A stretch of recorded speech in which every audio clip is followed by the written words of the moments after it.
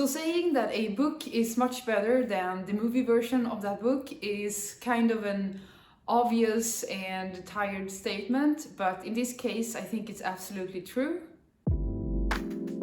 Hi and welcome back to my channel, and today I'm going to do a review of this book. It's going to be a short, spoiler-free review, and this book is The Hobbit by J.R.R. Tolkien, published in 1937.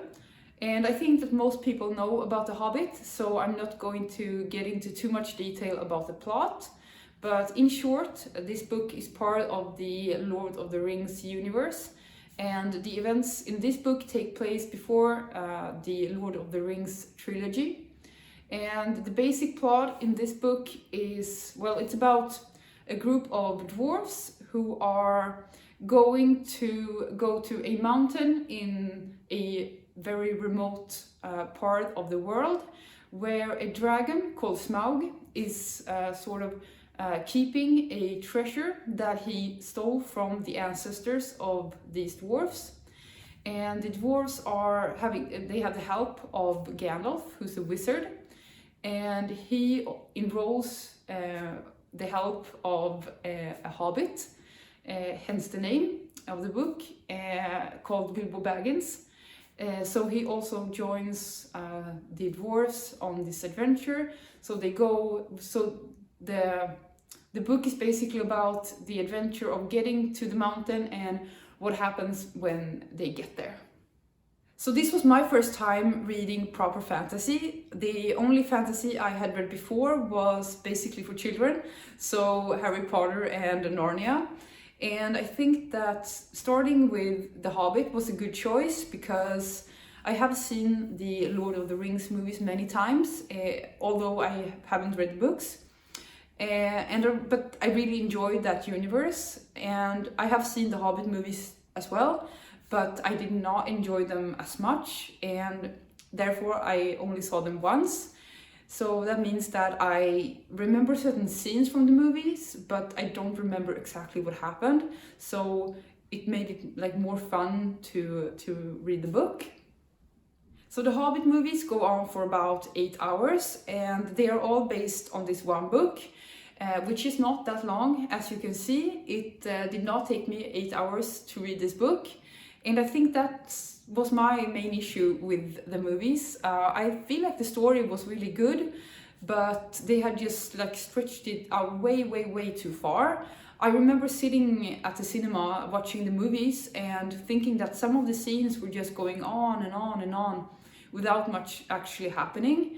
So I think that's the reason why I like this book so much more.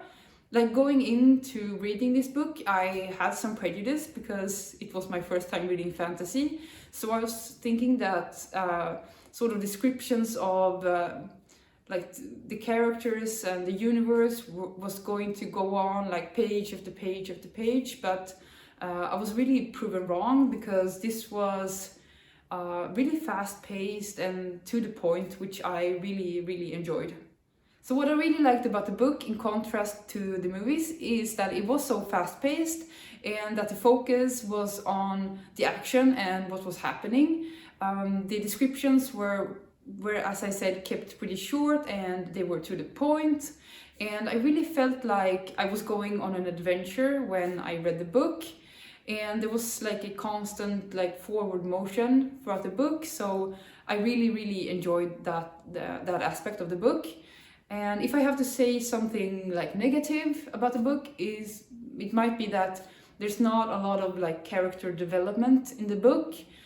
The characters are usually described more as part of the group that they are a part of instead of as individuals. So humans are like this, dwarves are like this, hobbits are like this, but I don't think that character development or the psychology of the characters are the point of this book.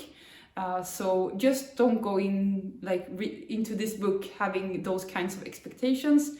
If that's what you're looking for, then pick something else to read.